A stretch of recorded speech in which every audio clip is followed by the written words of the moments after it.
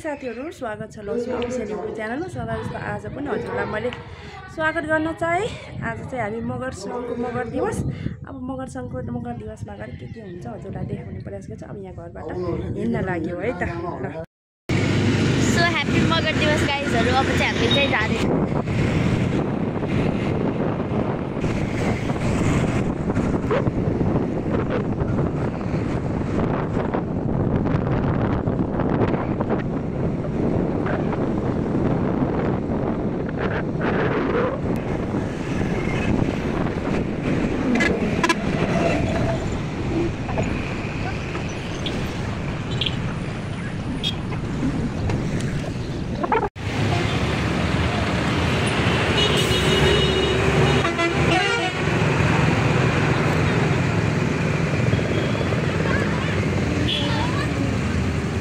ल साथीहरु हामी आइसक्यौँ। ल यो मगर सङ्घको चौरमा आइसक्यौँ। हामी चाहिँ यो के भन्छ अरे डिङ्गा नगरको यो ठुलो चौरमा छौँ, जहाँ तिलोटमा नगरपालिकाको वडावासीहरू वार्ड नम्बर 1 देखि 17 सम्मका मगरहरू चाहिँ यहाँ भेला हुने गर्छौँ। सो अब हामी चाहिँ त्यता मन्चतिर जाँदैछौँ है त। यतातिर यिनीहरूको आमछोरी पनि यता छोटो छोटो ए खुसी पनि आएको छ।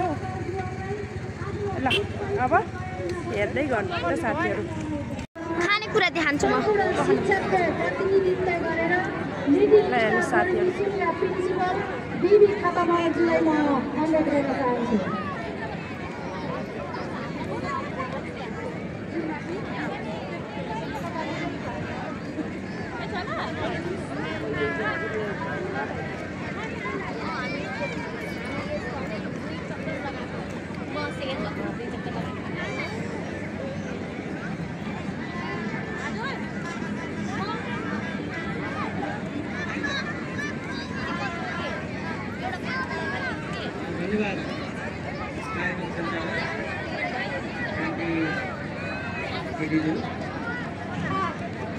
आजको किर्तानी समूह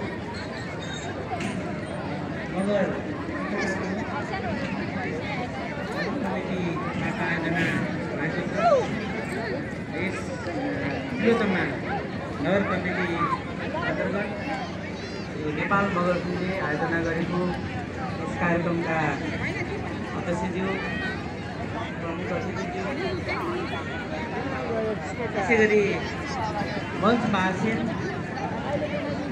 तिलोतमा नगरपालिका स्थानीय सरकार अभिभावक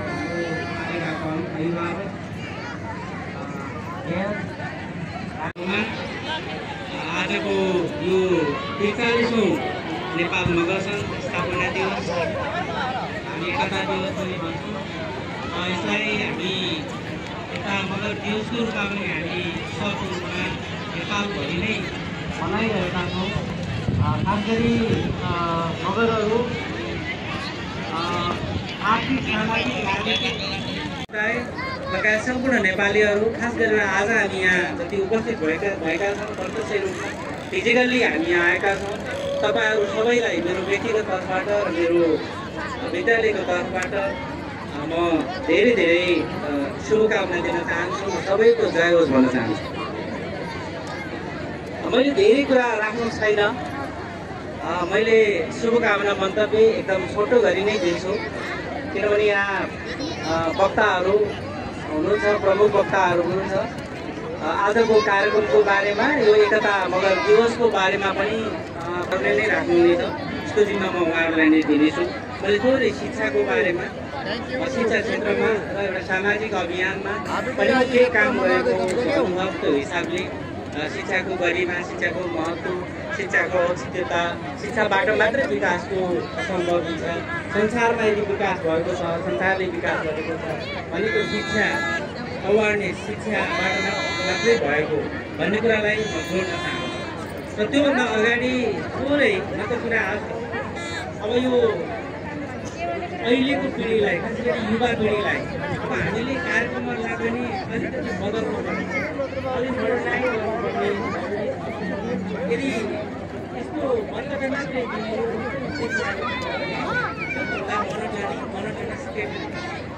पूर्वका हुनुहुन्छ साथीहरू पनि आउनुहुन्छ त्यही कुरा दिनभरि वक्ताको पनि सीमा चाहिँ कतिजना कति लामो बोल्ने 17औं शताब्दीदेखि 18औं शताब्दीसम्म मगरहरूले चाहिँ यो विशेष 12 मगरहाट 18औं मगरहाट कालीगण्डकी क्षेत्रदेखि पश्चिमलाई चाहिँ 18 मगरहाट र पूर्वलाई चाहिँ हाम्रो पूर्व हाम्रो त्रिशुली मर्स्याङ्गी नदीदेखि पश्चिम र करिब करिब हाम्रो चाहिँ पश्चिम भनेको चाहिँ कर्णाली प्रदेशलाई छोडे गरी भेद चाहिँ मगरहरूको राज्य थियो। त्यही हामी यो फर्लिङगढीको ठाउँ छ तपाईँहरूले कतिको अध्ययन गर्नुभएको छ यो मगरहरूको अत्यन्तै ठुलो राज्य यो राज्य चाहिँ पोखरा करिब करिब 14औं शताब्दीतिर पोखरासँग राज्य फैलिएको भाइ बहिनीहरूलाई यस स्टेजमा निकाल्न चाहन्छु। मगरहरूमा गर्व नै गर्व छ। मगर बिनु फुन्जेली मगर गीतको गोलको मगर मगरहरूको फेभरेट भाडा कलाकारजीहरूलाई सेलरोटी यसपछिको हाम्रो शुभकामना मन्तव्यपछिको कार्यक्रम निकै रहेको छ। परम संख्या 5 राम्रो सेलरोटी हाम्रो वडा नम्बर 3 कलाकारजीहरूलाई तयारी अवस्थामा बसिदिनको लागि म विनम्र अनुरोध गर्न चाहन्छु। शुभकामना मन्तव्यको क्रममा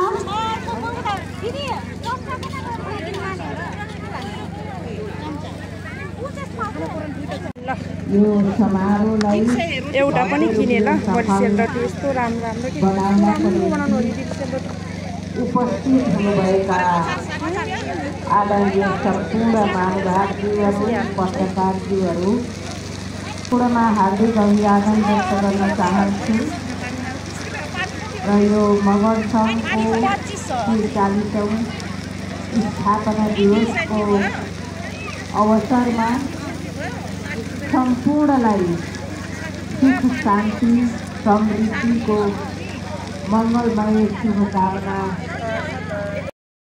अनि एउटा रोटी किन्यौँ देशमा परिवर्तनका खातिर यस्तो रोटी थुप्रै योद्धाहरूले बजारमा आएर आहुति दिनुभएको छ। ल खुसीले के खाँदैछ नि यता धेरै शहीदहरू बन्नुभएको छ र विशेष गरेर मगर समुदायका साथीहरू सुरक्षाको बाटोमा असाध्यै सक्रियपूर्वक आफ्नो इमान्दारितापूर्वक आफ्नो जिम्मेवारी निभाउनु भएको छ। तातो मिठो तर त्यति मात्रै भएर हुँदैन। के जनजातिहरू देशको रक्षा गर्ने मात्रै जिम्मेवारी हो के राज्य सञ्चालनमा हरेक निकायमा के आदिवासी जनजातिको सहभागिता हुन पर्दैन? त्यसले गर्दा हामीले सुन्ने गरेका छौँ। यहाँ बहिनीहरू नाच्नमा रेडी हुनुहुन्न रहेछ। कुन गीतमा नाच्दै हुनुहुन्छ नि बहिनी हो? के अरे ए भयो भेटा सरम सिरैमा भने तपाईँहरू कुन वडामा बस्नुहुन्छ? 16 वार्ड नम्बर 16 होइन नगरपालिका तिलोतमा नगरपालिकाभित्रको वार्ड नम्बर 16बाट ए भाग लिँदै हुनुहुन्छ ए ओके राम्रोसँग गर्नु है त। यो बारमासी घाटो चाडपर्व मेला महोत्सव नयाँ पाहुनाहरूको स्वागत गर्न लगायत विभिन्न उत्सवहरूमा पनि नाच्ने गरिन्छ।